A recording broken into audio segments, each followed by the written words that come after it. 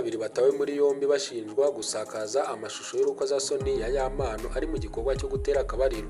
Kuri ubu ngubu hafashwe n'uwa gatatu nawe ushinjwa icyo cyaha.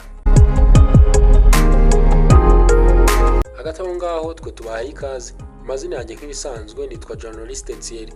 Ikaze. Nk'uko amakuru abivuga, dosiye ya babiri bakekwaho gusakaza amashusho ya Yamano ari gutera akabariro yamaze kugezwa mu bushinjacyaha, mu gihe RIB ivuga ko yataye muri yombi ukekwaho kwaka abantu amafaranga ngo ayabasangize. Umuvugizi wa RIB Dr Murangira Thierry yavuze ko dosiye yagejejwe mu bushinjacyaha kuri wa 17 Ugushyingo 2025, ikurikiranywemo abarimo Kalisa John uzwi nka K John na Ishimwe Patrick wamenyekanye nka Pazoman.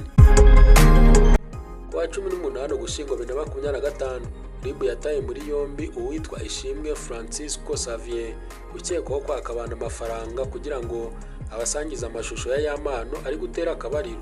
Urwego rw'igihugu rw'ubugenzacyaha RIB rumaze igihe mu iperereza rigamije kugera kuri buri wese wasakaje amashusho ya Yamano ari gutera akabariro n'umukunzi we witwa Uwineza Diane.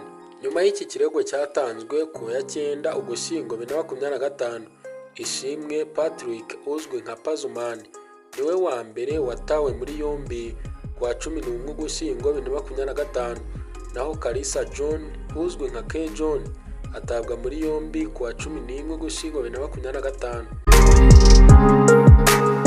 Dr Murangira Thierry yatangaje ko hari urubyiruko rusigaye rwifata amashusho bari mu bikorwa by'urukozasoni birimo no gukora imibonano mpuzabitsina, ariko ugasanga harimo abagize uburangare bwo kuyabika kure cyangwa ugasanga barayahererekanya, bityo byamara kujya hanze ugasanga baritana ba mwana birengagije ko aribo ba nyirabayazana.